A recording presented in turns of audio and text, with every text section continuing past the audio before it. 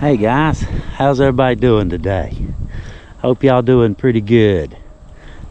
Leo here. See, I wouldn't lie to you.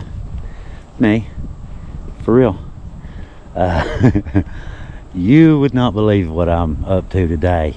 I have been out all day long. I honestly, when I left the house this morning, I thought this one was a slam dunk. I knew exactly where I'm going. I know the area. I know the graveyard I'm looking for. I know the spot in question. It's a slam dunk. This is an easy one. This is the fourth graveyard I visited today. I had to go way back down to the main road. I'm in Lenore, West Virginia, by the way. Had to go way miles back down to get cell service. Contact Heather, do some further research, come back up, ask some people, talk to some neighbors, go back, do some more research.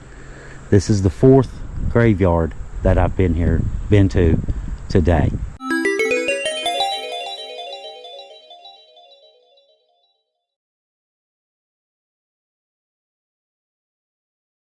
Like I said, this is the Baisden cemetery. I just thought I'd sit down in the shade. It's not real hot, but you know what I mean. This is the Baisden cemetery where a lot of his family is buried at. Now, I came down here and, to find the grave. And I came down here. The problem is he's not here in this grave. So I get to poking around, and there was a lady over here. She said, ask the guy in the log house. I asked the guy in the log house. He's not home. The guy in the stone house was. He was sitting on the porch. He tells me there's two more graveyards. One's right up here and one's right down there where I'm getting ready to show you why we can't get all the way to the graveside. I'm getting ready to show you why. But anyway, so now we know where he's at least. But anyway, so I go back up and, I had to run back up, call Heather, get some more information and all this good stuff. You know how that goes. You got to do what you got to do to get the story, right? So we're back. Where we're headed is right over there, right beside that gas well. Now this, like I said, this is the Baisden Cemetery, but it's only half. The creek has gotten up and washed the road completely out. You can't get through it. And I came down here first, before I started my video. I wanted to see if I could actually get there. You can't. Unfortunately, I'm not going to be able to, but guys, I will take you every last step of the way that I possibly can, which is right down here.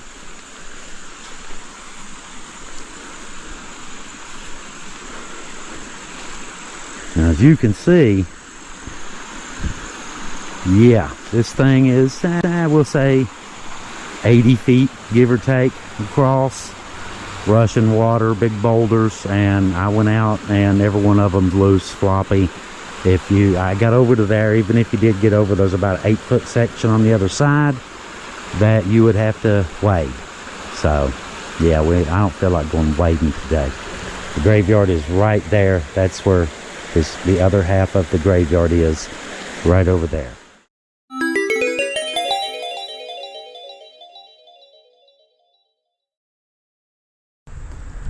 It's worth it. It was worth it. I found him. I found the gentleman that I've been looking for all day long. Thank God. Ran into the gentleman in question. Okay, let me get over here. I'm just going to go chill in the shade. Ain't much of it, but we'll find it. We'll get down in the shade and have a seat. Don't care if we get a little bit wet. We'll be all right. We'll dry out, right? Now, this gentleman right here, Dr. Harrison Baisden. Now, I know we've brought y'all a lot of legends over the years, a lot of really interesting characters. We got a bobcat of a story for you today. This dude was unique, and there's a lot of this stuff about this man. There's facts, there's myths, there's legends about most historical characters, and Dr. Baisden's no different. There's all sorts of myths and legends about this man. But I want to preface this right here. Some of this stuff is legend. Some of the stuff that I thought was legend was actually cleared up for me about 10 minutes ago by Dr. Harrison's, hang on, third granddaughter. She lives right there. His house was right across the road, right there. And that'll come into our story here in a minute as well. But I ran into his third granddaughter, and she gave me a lot of information. We was over there. I begged her. I asked 3 times. Her name's Judy, really awesome lady. I asked her 3 times she wanted to do a video. She said no, all 3 times. I tried, guys. I tried real hard. All right, now I've got several things that I want to mention today. Like I said, this is a bobcat of a story. Now this dude's out there. He's wild. How you doing? Hang on, I'll be right back. All right, I'm back. Just a neighbor curious about what I was doing. You'll run into that a lot. You know, you're sitting in the middle of a graveyard next to somebody's house. You're telling stories with a camera. Hey, what you doing? You'll get that a lot. So, anyway, moving on. Now, Dr. Harrison Baisden.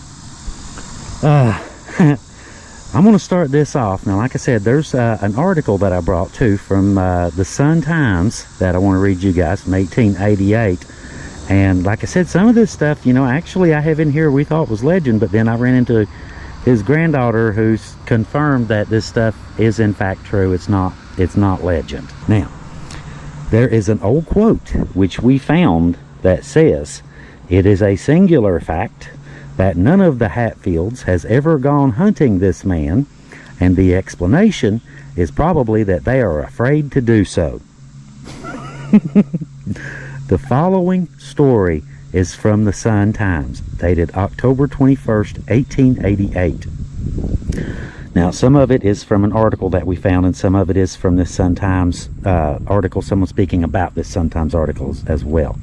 So anyhow, I'm going to go through this real quick and tell you a little bit about this man, and quite frankly, I'm going to blow your mind. So you may as well get ready for it because it's coming. All right? Now, Dr. Harrison Baisden is easily one of the most colorful characters I've run across in my research. He was born around 1844, yeah, that confirms, to Solomon and Mary Chafin Baisden in what was Logan, now Mingo County, West Virginia. He stood 6 foot 1.5 inches tall, had blue eyes, and by 1887 had gray hair.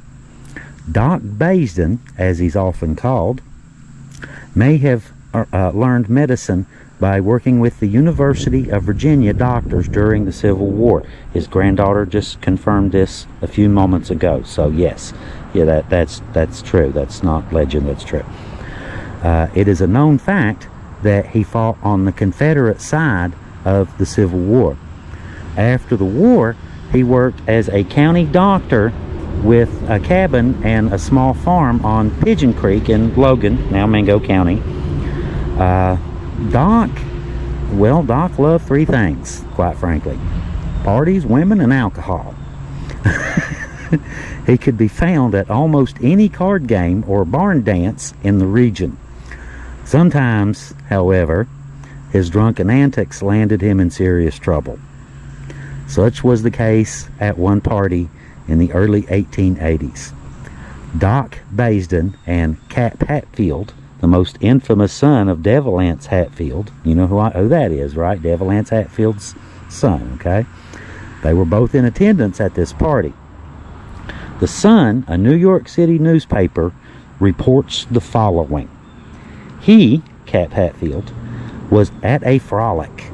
Yeah, don't you like the way they talked back then? He was at a frolic. Not a party, a frolic. With a fair young mountain woman who was not his wife. Uh-oh. This is going bad already. A young fellow named Jake Spaulding stole her away from Cap by fair means. Yeah, the way they talk. Here we go. Which was something remarkable, considering the heroic standing in which men like Cap have in the eyes of mountain maidens. However, Cap ran for his life, and Cap ran for his rifle. Yeah, big difference, isn't it? And Spaulding had to run to save his life. A fight broke out, and it ended when Doc Baisden here drew his revolver and shot Cap through the stomach.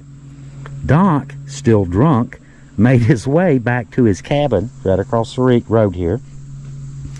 Later that night, a band of men knocked on his door. "Doc, you had better go fix Cap back up," they implored, "or Devil Ants will kill you." Now, the way we heard the story, and like I said, the granddaughter confirmed this as well, that supposedly Devil Ants sent several guys, right, several men, to Doc's house, Doc Baisden's house, here, where the old house stood right there. And they asked him one simple question. What do you think Devil Ants Hatfield is going to do to you and your family if Cap dies? Now, this is something, this is Devil Ants Hatfield, okay? Now, he sent these guys, in theory, he sent these guys to come talk to you, and you had best pay attention. Am I right? Now, Doc, sufficiently motivated, packed his medical bag and returned to the scene of the shooting. Doc treated the man he had just shot, and it is believed saved his life, saved Cap's life. Cap was eventually sent to a small hospital in Williamson, where he recovered. Doc, however, was still in danger. Though warned of Hatfield retribution, he proclaimed that no hell-fired Hatfield was going to chase him out of Logan County. He sent his family away and built a hideout inside his cabin's stone chimney right there, where he stayed with his rifle for several days until the threat subsided. Though the report from the Sun-Times certainly exaggerates his reputation, it's true that none of the Hatfields ever went hunting him. Doc Baisden continued to live an eventful life, even serving time in the West Virginia State Penitentiary in 1887. He died in 1916 at the age of 72 and was buried here in his family cemetery. His cause of death, fittingly, alcohol.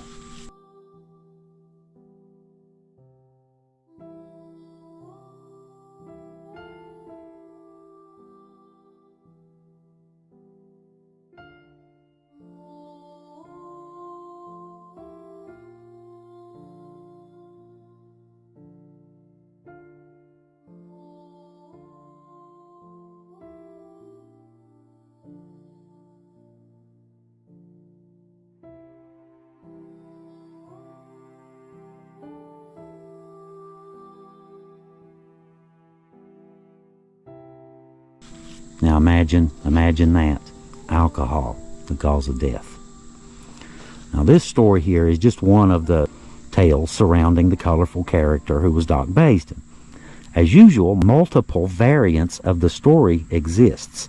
So as usual, like I said, you have to take some parts of the story with a grain of salt. We do know for sure that he shot multiple people and he liked to drink, which I'm sure, the two went hand in hand at times. The Baisdens were a very rowdy family back in the day. There's many stories about them, and they were pretty much the equal of any of the feuding families here in hillbilly territory. There was a feud right here. The Baisdens, I cannot remember the name of the other people. Heather, help me out here. His granddaughter just told me about it. They lived right on the other side of the mountain here in Marbone Creek. So that's how the feud, they would go back and forth across this mountain right here and feud back and forth. But now Doc, you see, there's several. And this is where what I thought was legend comes in, and it's actually not legend, it's actually true. I asked his granddaughter about this, and she confirmed it when he volunteers to join, you know, to fight for the Confederates, to fight for the South, right? He has a medical condition. I forgot to ask what it was. I forgot to ask her. I may go back. Anyway, I forgot to ask what that was. But she confirmed it was true. He had some sort of medical condition, right? And they rejected him. He was turned down. The Confederate Army rejected him. So he had some medical training.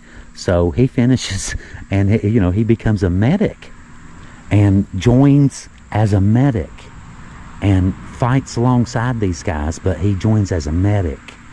You know, that's how bad he wanted to, you know, to get into the Civil War.